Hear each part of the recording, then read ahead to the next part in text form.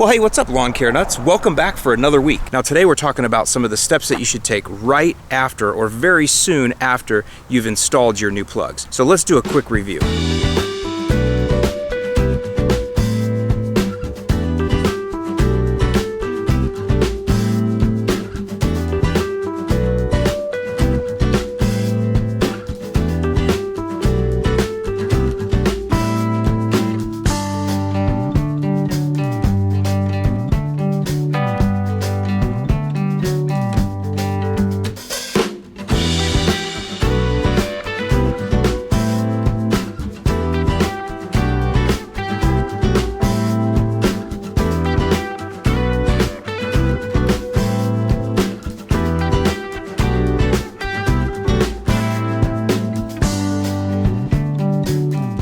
So the first thing a lot of you guys have been asking is, Alan, do you have a sprinkler system? And the answer is, yes, I do. And in fact, if you live in Florida or anywhere that has hot weather like this, you really should not undertake any kind of project like this without a proper irrigation system. That is, unless you've got a small lawn that you can manage by hand. But even this 3,800 square feet here would be way too big for me to manage properly by moving sprinklers around, especially because I work a day job just like you guys do.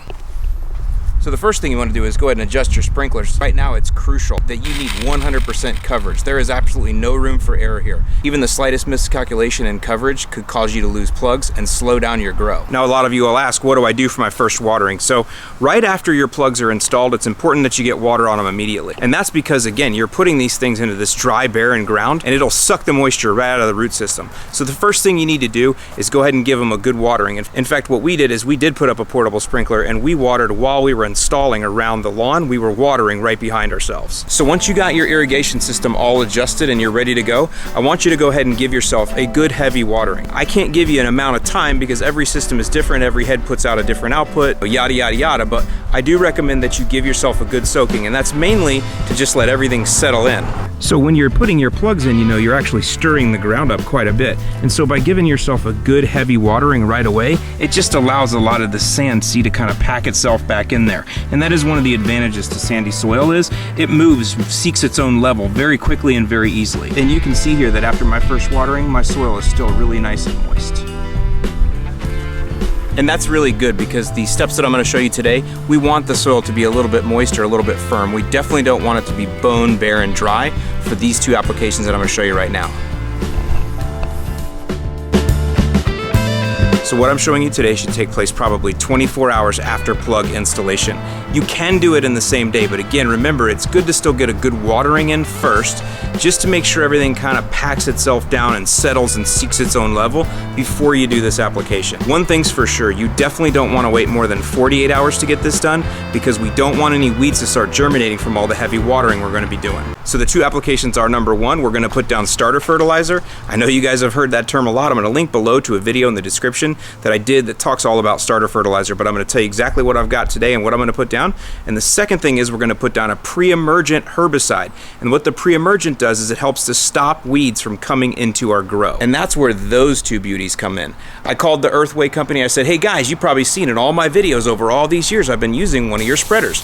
And that was the Earthway Estate Spreader.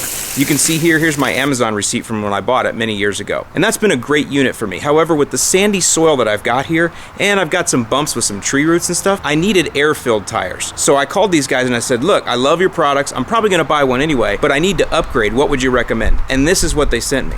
Now I'm going to do a full review comparison because I've got one other Earthway spreader as well. So wait for that video coming up. I've also probably got an unboxing or two I might put out there. But for what you need to know right now is this is a professional spreader and I'll give you a much more detailed review on it. But today I'm going to talk a little bit more about this, the S25 Spray Pro. Now here's what I'm going to tell you about the S25. This is not something that most homeowners own. In fact, I bet you there's very few homeowners that have one of these, especially with a lawn the size of mine. So I'm going to throw this into the category of those of you guys that you have a little disposable income and you want to have a really, really cool unit to apply liquid products to your lawn. This is what you get. So this is that extra over and above, you'd be the coolest kid on the block if you owned this and no one else did. Now, of course, this is the professional unit. They've also got a homeowner style spray unit that's It's very similar. It's more designed for homeowners who aren't going to be using it in heavy duty settings, and so it's a little bit cheaper. I'll link to both in the description below. The main reason I wanted this though is because to apply liquid pre-emergence, the only way that we've had to do it as homeowners is to use a hand can or a pump sprayer. And I want to be honest with you, that is not ideal. Reason being is a pump sprayer is just not designed to deliver blanket applications, especially ones that we need to be super consistent. Something like this is, it all comes in because of the larger tank, the delivery method, which is a push unit rather than a spray wand that's in your hand that can move all around, and finally because of the applicator tips themselves. You'll see when I'm walking across the lawn, look at the feathery, beautiful spray pattern that this thing makes. And that's exactly why I wanted to get this, to put down this pre-emergent. So some of you are probably like, okay Al, I don't have the money for one of those things. What can I do with my hand can? I just recommend you get one of a higher quality. I'll link to a couple in the description below, as well as make sure that you have a flat fan tip nozzle. That flat fan tip is going to deliver that nice even spray pattern that we want, and you're just going to have to make sure that as you spray that you stay really consistent, not only at your height, keep it pressurized properly, and walk a good grid. It can be done, and if it's the only choice you have, then you need to do it. But I'm telling you, if you can get a liquid push spreader like this, it really does make a difference. Alright guys, so here it is again, our good old friend starter fert. Now I got a Trip 10 here that I got at Home Depot. This actually says that it's designed for gardens. But again guys, almost any fertilizer that you can find that's got all three elements, nitrogen, phosphorus, and potassium, will work just fine for you. I've got a complete video that I did on starter fert that I'll link to in the description below if you want to learn a little more. For me, the main thing I got to do is figure out how much do I want to put down, and then do I have enough in this bag. So I'm going to go ahead and put this down at 5 pounds per 1,000 square feet, because those of you that have been around for a while know that 5 pounds on a Trip 10 is going to give me a half a pound of nitrogen, a half a pound of phosphorus, and a half a pound of potassium. I've got exactly 3,800 square feet, but to make the math easy, we'll go ahead and call it 4,000. So that means then at 5 pounds per 1,000, I've got 4,000 square feet. I need 20 pounds of product, which means I'm going to use about half of this bag. So you'll notice the first thing I did here is a trim pass. That's important to make sure that your edges get covered properly. The F80, being a professional spreader, just has one single lever that you push, and what it basically does is it shuts off 2 of the drop holes, effectively eliminating any spray out of the left side of the hopper. This way you can walk right down the edge without throwing overspray into the street or on the sidewalks. Any granulars on the sidewalk? I don't see any. A few weeds though, but no granulars. You'll see on some of the other passes I did, I can put the wheel, I can literally put that outside wheel right just inside the edge, and it still cuts it nice and tight. So that's a sign of a really good quality spreader.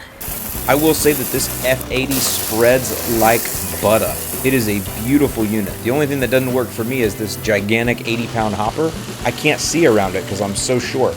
I prefer a round hopper, and again, that's just a preference that I have, and I've got another spreader that Earthway sent me that I'll be comparing this one to. It's what I would call a prosumer. I'll do that sometime this weekend or next. Overall, the key here is once you do your trim pass, you're going to go ahead and walk your grid, and each new pass that you make, you're going to throw back to the wheel marks of the previous pass.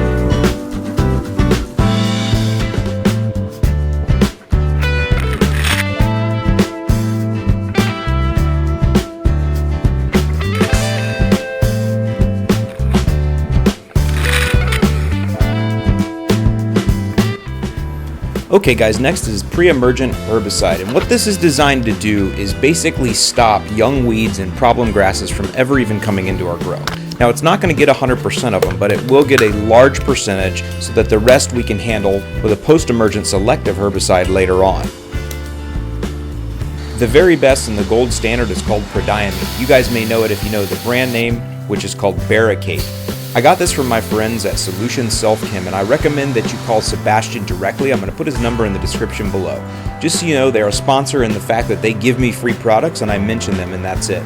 But I will tell you that quite a few of you are already working with them, and I've heard nothing but good reports the entire time. Sebastian will help you with maybe some other products that might work better for your situation or your grass type, and it'll also help you with application rates. So you get a lot more than just somewhere to buy your products. You're also going to get professional advice from somebody that knows what they're talking about. So I mix this up according to label direction, and my application rate is per 1,000 square feet, so I'm going to need about 4 gallons, but I'm going to go ahead and fill up with 5 gallons because I'm going to do a little bit heavier of a trim pass first, just to make sure my edges are covered well. Now the overlap is different here with a liquid product. We are throwing back to the wheel tracks, but we just don't have that that wide of a swath, so we are literally going wheel to wheel with each pass to make sure that we get a decent overlap.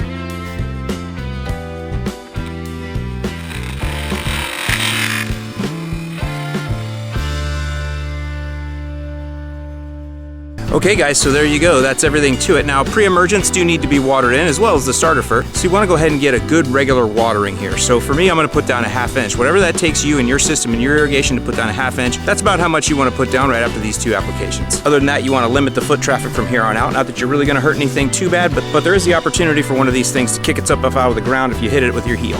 So I'll go ahead and put links in the description, like I said, to everything that I've talked about in this video in case you want to pick any of these things up. As always, thanks for watching. I'm Alan Hain, the Lawn Care Nut, and I'll see you in the lawn.